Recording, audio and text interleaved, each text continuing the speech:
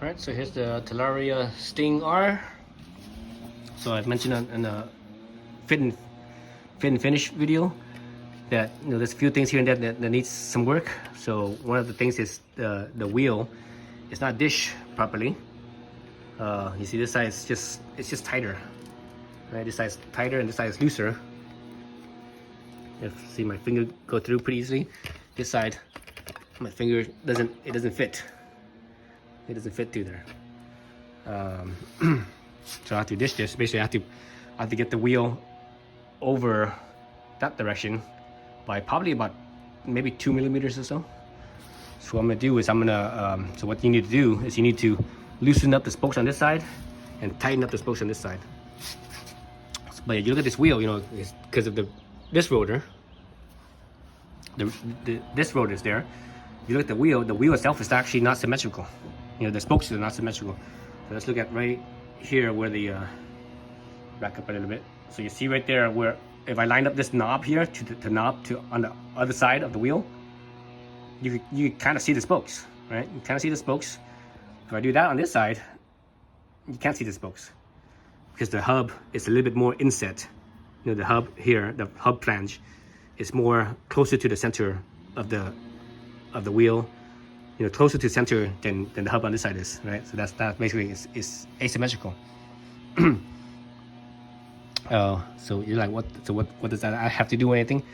When you have an asymmetrical wheel like that, the spoke tension is not the same. So the side where the hub flange is closer to the center, that side, the tension on the spokes is tighter than the side where the flange is further out from center.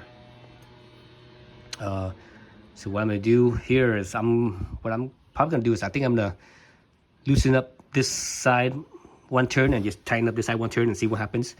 I'm gonna be mindful of the tension here, how it feels here, how the spoke feels here, and you could kind of, if you're completely new to this, you might not have the feel for it, but if you've done this, especially if you're a wheel builder, you do it all the time, you can actually have a feel with your hands.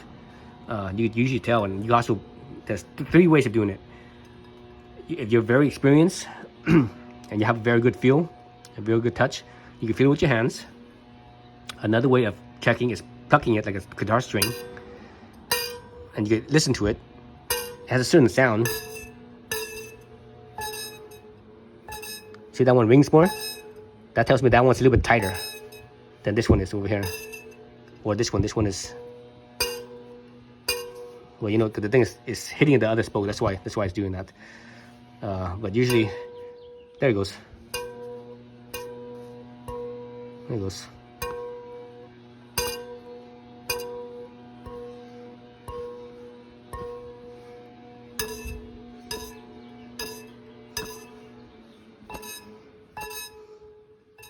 But anyways, you can pluck it and it sounds different.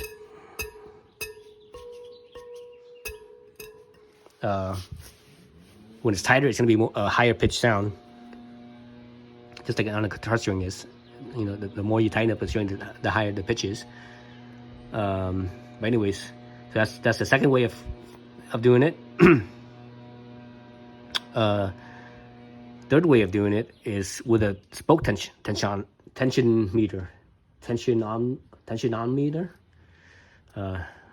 And I used to have one, but I sold it. So which I'm kind of regretting that I sold. I sold it for dirt cheap too. God damn it. Because I rarely ever use it. I mean, I could go like 5 years without using it. So that's why I sold it. But now I'm like, oh, I shouldn't have sold it. Anyways. So that's what I'm gonna do. I'm gonna tighten or loosen up the drive side one turn and tighten up loosen up the non-brake side one turn and tighten up the brake side one turn and see where it goes from there, and see how even it gets here. I'm not even sure how true this thing is either at the end, because I don't have a freaking bike stand to lift the front wheel up. I guess I could use a jack, try to jack the front wheel up. You know what? I have my Pitbull bike stand for my motorcycle. I could probably use that. But anyways, I'll do that off camera because it's kind of tedious. And when you start and do stuff, I always start at the valve, so that way you can keep track of where you are. Otherwise, if you start somewhere like over here, for example, then when you come back to it, you're like, oh, did I reach that spot again? Or, you know, make it easy on yourself. Start at the valve. Yeah, all right. So I'll do the next step once I finish. All right, so I just loosened up one turn on this side, every spoke on this side, one turn.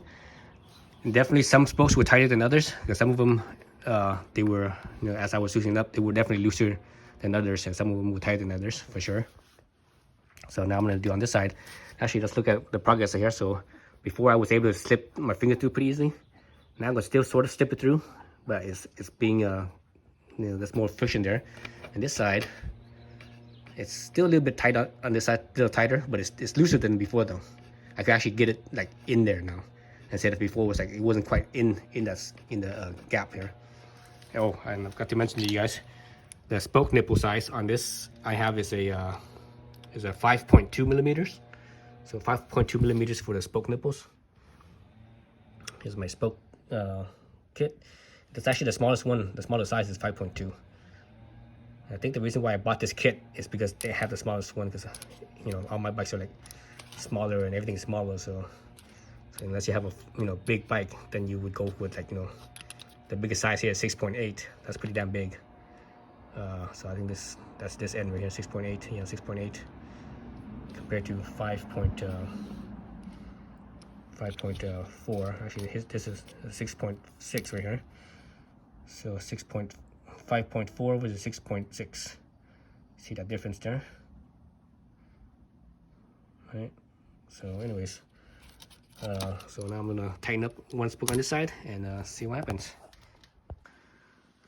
Okay, so I just tightened up this side one turn now. So let's look at my little finger gap here. So this side is tight now. This side is like, it was like how the other side was after I loosened up the other side. So, ooh, this side's looser now. So okay, so this side's looser now, and this side's tighter now. All right, so what I'm gonna do is, so that means it's too much this way. So what I'm gonna do now is I'm actually gonna tighten up this side, probably a quarter turn, and hopefully that's enough to pull it in. And I think I could get away with that because the spoke tension is actually not that, I don't think it's that tight. You know, feeling it, I think it could be tighter. And the reality is that as you ride and you break in the wheels, the spoke will need to be tightened up. So I might as well do it now, right? All right, so right, I loosened up this side one turn, tightened up this side one turn, and this side became tighter than this side, right? So I came back and I left this side alone. I tightened this side by a quarter turn, so it's a little bit closer, but it's still a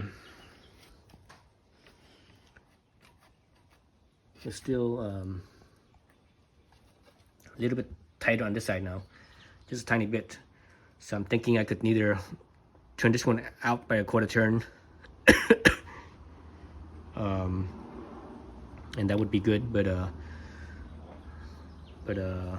what I should really do is I should take the wheel off and put it on my chewing stand, because I do have a chewing stand. I have a, you know, a Park Tool bicycle chewing stand. It should work.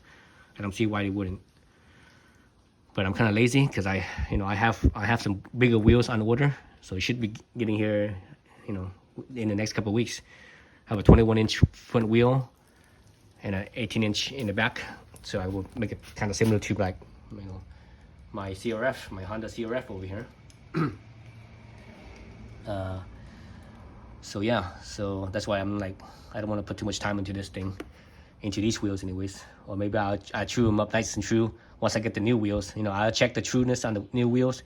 Then when I take these, put the new wheels on, I take these off, I will put them on the chewing stand. But for now, I just don't feel like taking them off. I'm too lazy. Yeah, I'm too lazy. That's the bottom line. Just lazy. All right, that's it. Thanks for watching.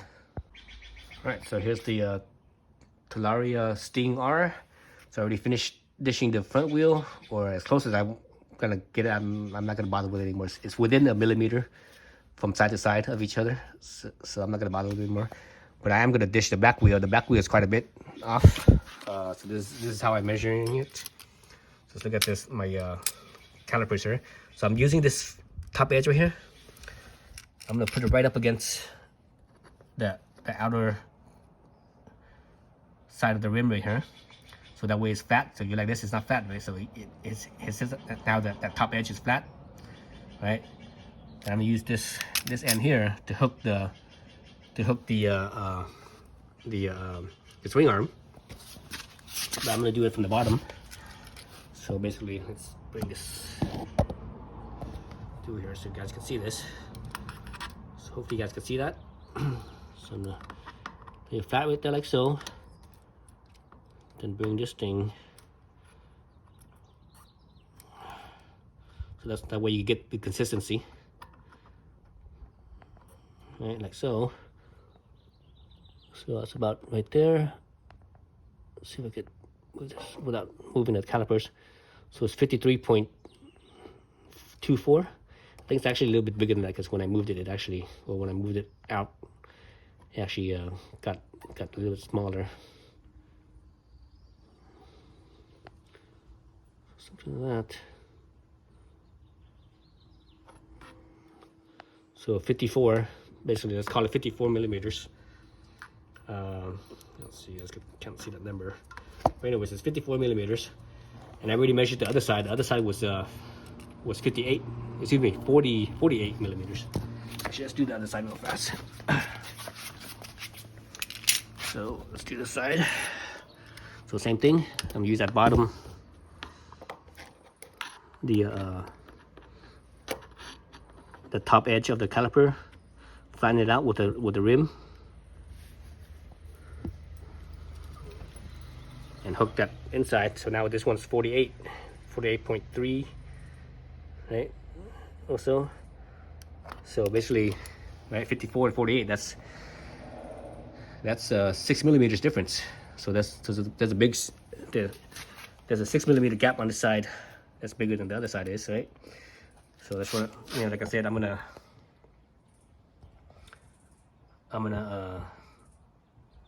take the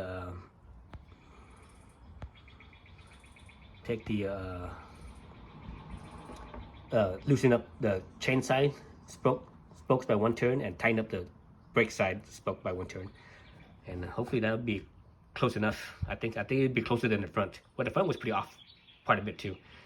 But anyways, seems like the front was probably off by probably about the same amount. But anyways, we'll see how it goes afterwards. All right, stay tuned. All right, so I just tightened up, or what did I do? Shoot, now I can't remember. Oh, this side was the side that was loose. Is that right? It was too much this side. Yeah, that's right. This side was the side that was smaller gap. This side had the bigger gap. So I loosened up this side by one turn and I tightened up this side by one turn. So now it's now the distance between the two sides, it's only 0.5 millimeter, and I'm gonna call that good. Good enough for me. Again, I'm getting new wheels anyways, so I would do a real true on these wheels. When I get my new wheels, take these off and possibly, I don't know, maybe sell them or something. I'm not sure, because or near that, or I just have them as a backup just in case. You never know, wheels get damaged and such. But anyways, yeah, so that's close enough for me, within 0.5 millimeter of each other, the two spaces. That's much better than before. Before it was 6 millimeters, right? So yeah, so that's truing the or dishing, I should say dishing. I didn't really true it, I dished it. And again, you saw my measuring method. I'm using a spoke wrench. This is a 5.2 millimeter spoke wrench. So that's the size of the nipple. Yeah, that's it. Thanks for watching.